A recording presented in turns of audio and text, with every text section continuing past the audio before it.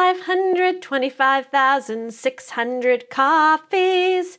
How do you measure writing a book? You've done it! You have finished a book and are ready to see people reading it. After deciding your publishing route, you picked self-publishing. Hooray! Self-publishing is an awesome choice for publishing, as you can see in my previous video. Now for the real trick, paying for it. In traditional publishing, the cost for printing, storage, and delivery of products is on the publisher. In self-publishing, you are the publisher. So congratulations, you're officially a parent again. I'm going to show you some options for paying that bill in this video. Hi, I'm Charlotte, a wife, mom, and self-published creator. If you're enjoying this content, be sure to hit that subscribe button for more publishing tips. And a quick plug, Storm Trucks, my book, is live on Kickstarter right now, complete with some pretty cool bonus items like bookmarks and stickers. So, you've decided to self-publish your book. Awesome! Now, let's talk about how to cover the cost of getting it out into the world. There are a few different ways you can go about this, depending on your financial situation, goals, and risk tolerance. Here are the three main options. Self-funding. If you're in a position where you've saved enough money to fund the publishing of your book, that is the simplest and safest route to go.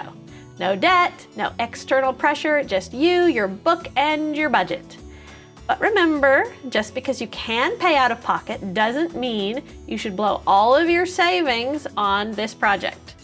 It's always good to keep a cushion for life's unexpected curveballs, like when your dishwasher breaks and floods your kitchen and you have to go live in a hotel for a week. Don't ask. Borrowing. Now let's talk borrowing. I'm a big Dave Ramsey fan, so you know where I stand. Debt is dumb, cash is king. I live by the saying, the borrower is slave to the lender. This option can be tempting, but trust me, if you go this route, borrow from a bank or a professional lender, not your family or friends. No book project is worth risking Thanksgiving dinner being awful for the next decade because you still owe Aunt Patty $1,000. Keep your relationships, not the receipts. And finally, my personal favorite, crowdfunding. This is like saying, hey, I'm doing this really cool thing. Do you want in? This is the option I chose for Storm Trucks. And let me tell you, it's been a game changer. When I launched and saw all the people backing my project, it was like Christmas. Platforms like Kickstarter and Indiegogo allow you to gauge interest in your book before you spend a bunch of money. If people are willing to back your project, that's proof that there is a market for your book. The best part, you don't spend any money you don't have. You set your goal, and if you reach it, you get funded. If not, no one's out any cash. It's a win-win. I chose Kickstarter because I'd supported several projects there and found it super easy to use. It's well known, reputable, and has a built-in audience for people who love to back creative ideas. Here's how I did it. The first step in setting up a Kickstarter is choosing the dates for your campaign. Timing is everything, and it's crucial to select a time when your audience is most likely to be engaged. Avoid launching during holidays or major events that might distract potential backers. Typically, a campaign duration of 30 days works well. Long enough to gain momentum, but not so long that people just forget about it. Make sure you have everything ready before you start, including your video, your campaign page, promotional materials, etc. I had my product ready in the summer, but reality check, in the summer, I'm busy keeping my kids alive and entertained.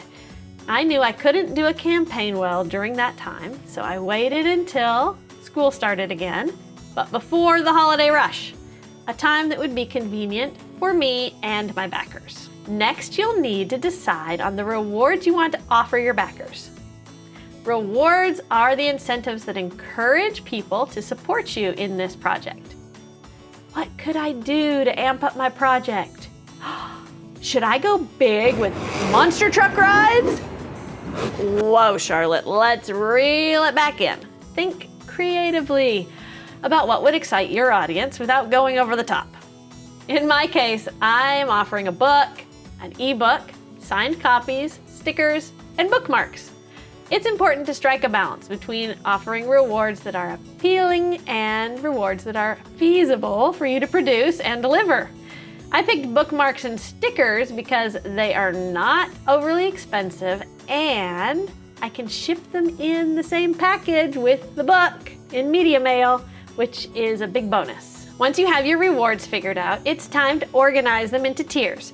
Tiers are the different levels of support, with each tier offering a specific set of rewards. Pricing your tiers correctly is crucial.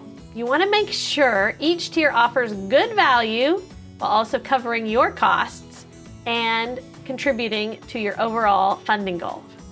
My tiers ranged from $10 to $50. Shipping can be one of the trickiest parts of setting up a Kickstarter campaign, so it's important to plan this out carefully. Make sure to include shipping costs in your funding goal and clearly communicate shipping fees for each reward tier. Consider offering different shipping options for domestic and international backers, as international shipping can get expensive. Also, be sure to account for potential delays and have a plan in place for packaging and mailing your rewards. I decided for my first Kickstarter to only ship to the USA where I live. I offered an ebook version for international backers, but I wasn't ready to figure out international shipping for my first one. A vital element to crowdfunding is communicating your product story. This can include a video, pictures, information, the background of why you are making your product. All of this is important to have ready before you launch your product.